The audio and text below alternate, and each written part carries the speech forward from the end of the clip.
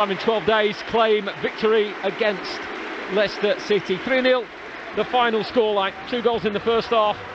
Bruno Fernandes with the first, a arrowed shot from the edge of the area. The second will go down as a Victor Christiansen own goal, but Bruno Fernandes certainly played his part in it. Leicester started the second half brightly, but were undone late by a Alejandro Garnacho striker curling effort into the top corner. Leicester go into the international break on the back of a full-time result here at Old Trafford of Manchester United 3, Leicester City 0. Thank you, John. Yes, disappointing news there coming from Old Trafford, of course. Welcome along to the post-match show here on Matchday Live with me, Dan Bates, Mark Albrighton and Matt Elliott are the two guests with us this afternoon, having watched that, and that was just a disappointing afternoon is probably the best way to put it, Matt. There's not too many positives to come from that one. Yeah, you look a bit cheesed off, Dan. Yeah, listen, 3-0 scoreline, 3-0, 3-goal margin again for the second time at Old Trafford within the space of a couple of weeks. And yeah, it's just, I don't know, at half-time we were trying to find a way that Leicester can get themselves back into the game in the second half and be as positive as possible. Didn't really materialise, did it? I said on the stats there were 5 shots on target. I'm struggling to remember over half of them, really. But the stats actually show it was quite an evenly contested game. But as we know, they don't always tell the real picture. The goals have more of a bearing. And Man United, I didn't think they were massively impressive, to be honest, but they did enough. At times when they had to, saw it out, second half. We know they've got quality, they provided that at the important times, but yeah, I wouldn't like to dismiss it as a nothing performance, but there wasn't much to get too excited about, was there?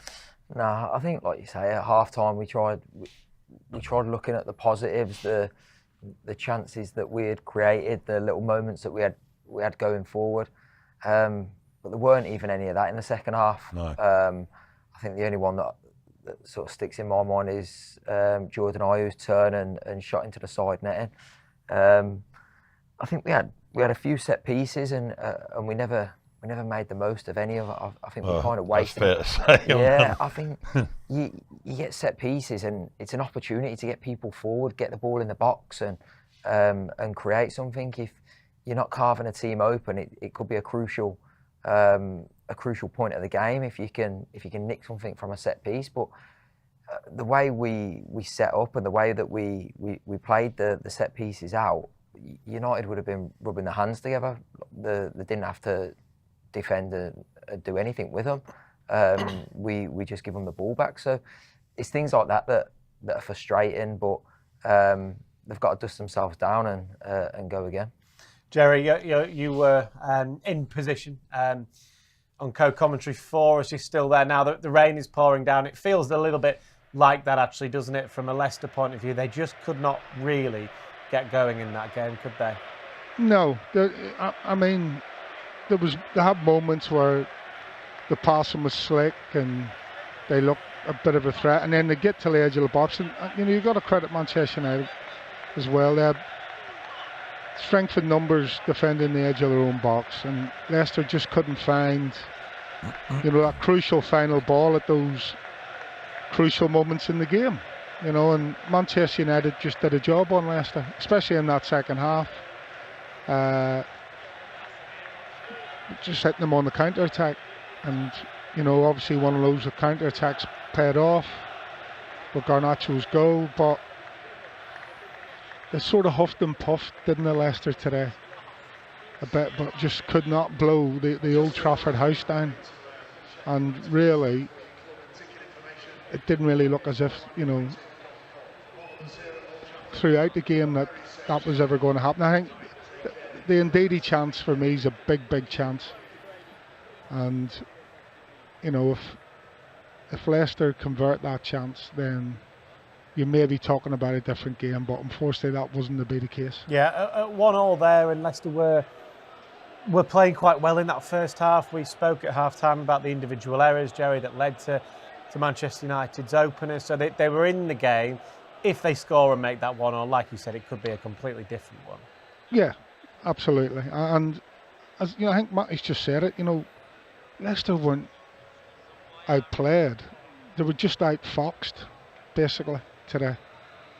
You know, there's some good play. Fatawu in particular, Buonanotte had his moments, but Man United just outfoxed them. Simple as that today. But going back to what you just said, you know, if they can get on the score sheet, put United under a bit of pressure, the fans here, you know,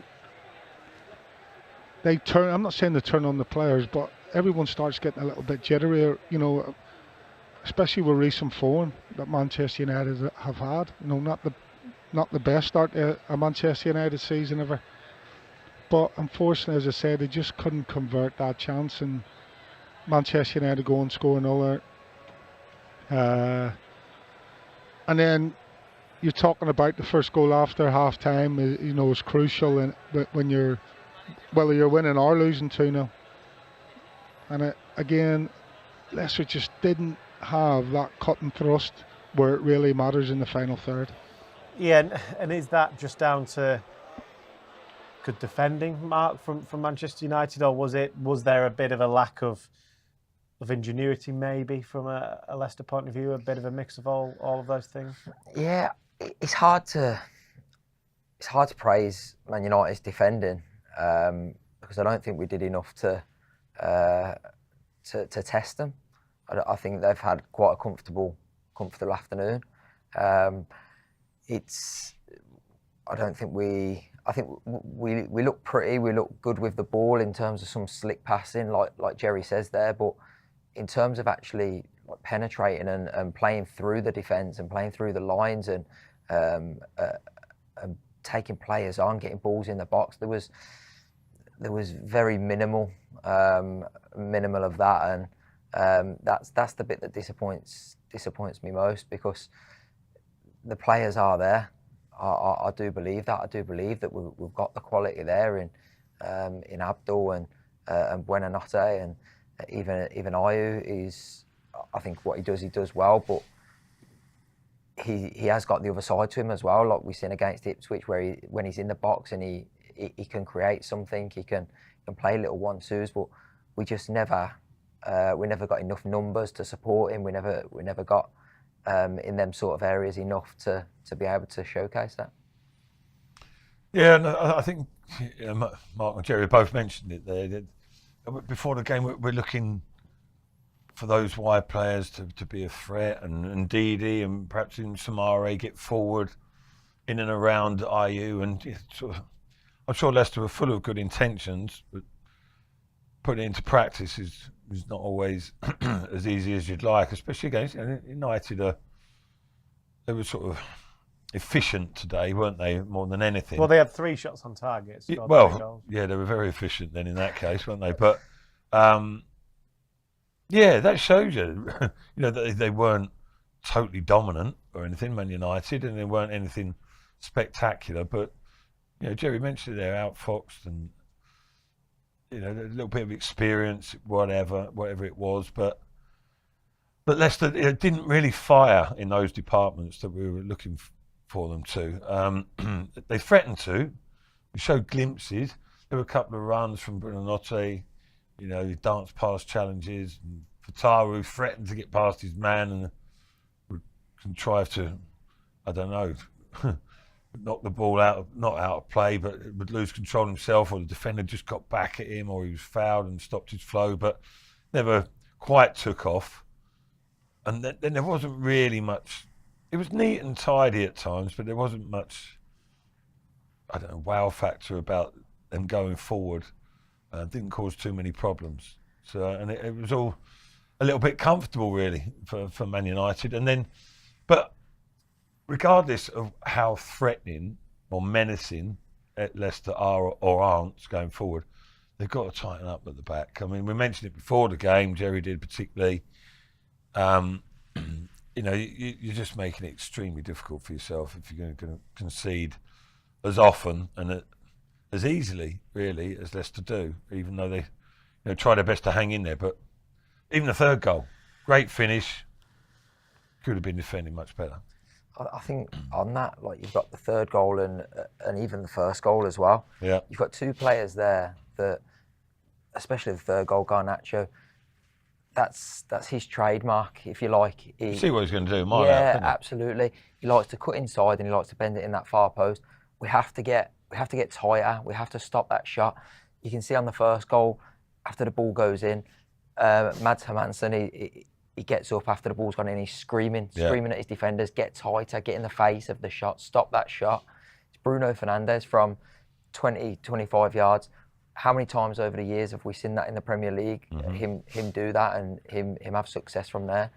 These are the things that it's not easy. Like it's easy for us to sit here now and say these things. It's not easy when you're on that pitch. But if you don't do it, you're not going to get results. You're not going to get results at places like Old Trafford and other places in the Premier League. These are the jobs that you have to do. And when people say, if you're not on top form, you won't get anything from the game. These are the little things. These are the little details that you need to tighten up on to get results and get points here and there. Yeah, because also you got to read situations as a defender. I'm sure it's not really labelling individuals because it happens quite broadly across the that defensive line. You know, different players are guilty of different things, but what I think that some of the defenders are looking at, they're trying to cover a run or don't want to commit to the block fully because they think, well, it might go there. And you've got to deal with the immediate threat, like minimalise the opposition's chances. Do as best you can to go and close that. All right, if they dummy it and they play it down the side, if you perhaps someone else will cover you and get back. But they're not fully committing to these blocks. They're holding their positions. And I think it's something like maybe a general thing, I don't know, but it's happening quite often. It needs looking at because it's not just one individual. I think you'll have done this more than me, like being a defender. You do, like one of the main practices you do is when you're shuffling across and then the ball goes there and then this defender jumps and then the ball goes there, he covers, he jumps. Basics, and it's just the basics of defending. It's just the simple things, and it's like I look at that today and it's like we don't really know who's meant to be going. Who's like, is it a midfielder that comes out to the edge of the box there? Is it a centre half that comes out? Nobody really knows when to go and when to stay and who goes and who stays, and that's where you just need a couple of people on the pitch like dictating that as well. Everybody should know their roles and their responsibilities, but you need them leaders on the pitch to be labelling that. And is that frustrating, Jerry, for you? Obviously, when you're watching that as a former defender, like Matt and like Matt were saying there, because you just wish you could almost shout from that press box and say, do that, do that, do that. Yeah, basically. I think, our organisation is probably the biggest thing that's missing from this team. And even we always hear me harping on about soft goals, but when Leicester are in possession of the ball, they don't seem to organise from the back for when it breaks down.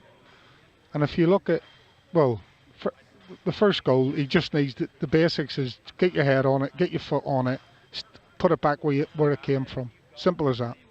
It's a big high ball. You just try and get something on it. If you can take it down, if you trust your first touch, take it down and put it back in. But by hook or by crook, do not let that ball bounce. Doesn't matter what happens, where the ball goes, just don't let it bounce when you get a touch on it. And then the third goal, I think it was 2 or 3 times in the second half where Man United had counter-attack, and there's just no organisation for when the ball breaks down in Manchester United's half of the pitch. So that sort of ties in with what the lads are saying. When Mark Albrighton's talking about shuffling across and one, somebody jumps, puts pressure on the ball, there just seems to be a lack of that, and it's one of the biggest factors. Is one, the communication between your back line, and 2, the organisation between your back line and your midfield.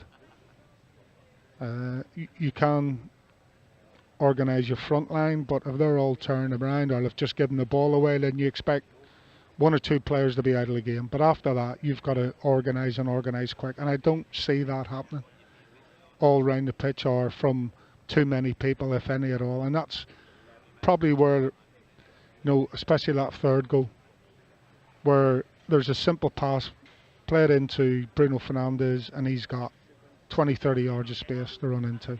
Now, you can forgive him a little bit because Leicester are pushing forward, but the lads at the back can still organise that. While Leicester in possession of the ball, they don't. Fernandes goes forward, lays it off to Garnacho. Garnacho controls it, turns, puts it where he wants it, takes a shot, and there's no one within 5-6 yards of him when he hits it. And if you give quality players that amount of time, then sooner or later they're expected to end up in the back of the net.